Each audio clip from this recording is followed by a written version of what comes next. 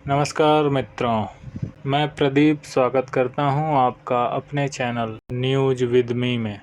नजर डालते हैं आज की बड़ी खबरों पर। देश की राजधानी दिल्ली से पहली और बड़ी खबर है, जिसके अनुसार जुलाई के आखिरी दिन यानी कि 31 जुलाई को भारी बारिश हो गई। लगभग शाम 7 बजे से रात 11 बजे तक तेज बारिश हुई और पूरी राजधानी में पानी भर गया। दूसरी तरफ उत्तराखंड में दिन भर बारिश तांडव मचाती रही। टिहरी के बाद केदारनाथ के पैदल मार्ग पर बादल फटने से भगदड़ मच गई। जहां बादल फटा वहां 25 लोग फंसे थे। दिन भर से बारिश चालू थी। बिजली तो बादल फटने के बाद बिजली गुल ही हो गई थी। अंधेरे में ही रेस्क्यू चला। टिहरी से भिलंगना ब्लॉक के नवताड़ तोक में बादल फटने से एक होटल बह गया, उसमें 2 लोगों की मौत हो गई। नेशनल डिजास्टर मैनेजमेंट अथॉरिटी ने पूरे उत्तराखंड में गुरुवार को भारी बारिश से रेड अलर्ट जारी कर दिया है।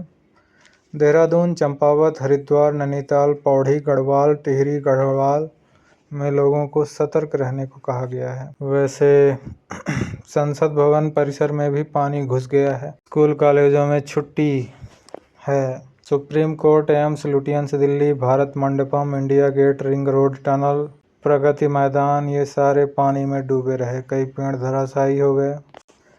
3 दिन पहले बेसमेंट में जो पानी भर गया था, उससे चर्चा में आए ओल्ड राजेंद्र नगर में फिर से पानी बेसमेंट में उतरता नजर आ रहा है। विरोध छात्र छात्राओं का प्रदर्शन बारिश में भी जारी रहा। खराब मौसम के चलते शाम 7:30 बजे से 8 बजे के बीच 10 फ्लाइट डाइवर्ट की गई है। 8 फ्लाइट जयपुर भेजी गई है और 2 को लखनऊ भेजा गया है। उत्तरी दिल्ली के सब्जी मंडी इलाके में एक इमारत ढह गई। दिल्ली मयूर विहार फेज 3 में एक महिला और बच्चा नाले में बहे। दिल्ली के ओल्ड राजेंद्र नगर की Rouse IAS study centre coaching के बेसमेंट में पानी भरने से 3 युवाओं की मौत। दिल्ली हाईकोर्ट ने सख्त रुख अपनाया है। कार्यवाहक चीफ जस्टिस मनमोहन और जस्टिस तुषार राव गेदेला की पीठ ने वरिष्ठ अफसरों, पुलिस, दिल्ली नगर निगम और दिल्ली सरकार सब पर सवाल उठाए हैं। निगम के लिए कोर्ट ने कहा है कि आपने जूनियर अफसरों को सस्पेंड कर दिया, उन सीनियर अफसरों का क्या जो उनकी निगरानी करते हैं। अफसरों को समय समय पर दौरा करना होता है, लेकिन वे अपने AC ऑफिस नहीं छोड़ रहे हैं। अगर आप सोचते हैं कि बिल्डिंगें बनाकर प्रकृति के साथ लड़ लेंगे तो आपकी गलती है। और क्या है आपकी प्लानिंग?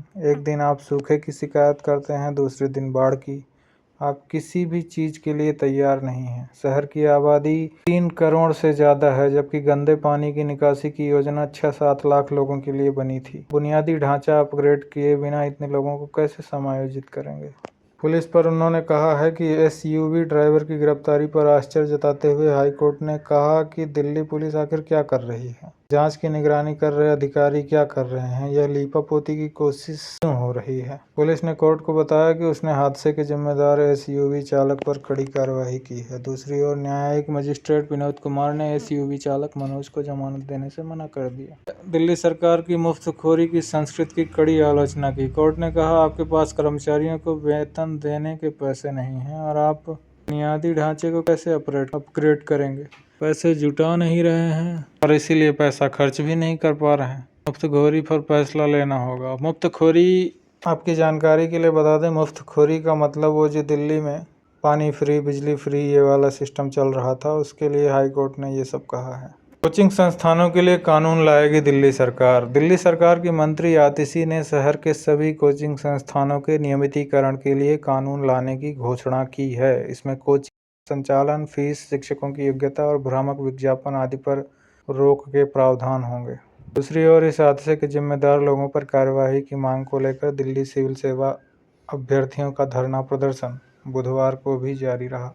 ये तो थी देश की राजधानी से 2 बड़ी खबरें।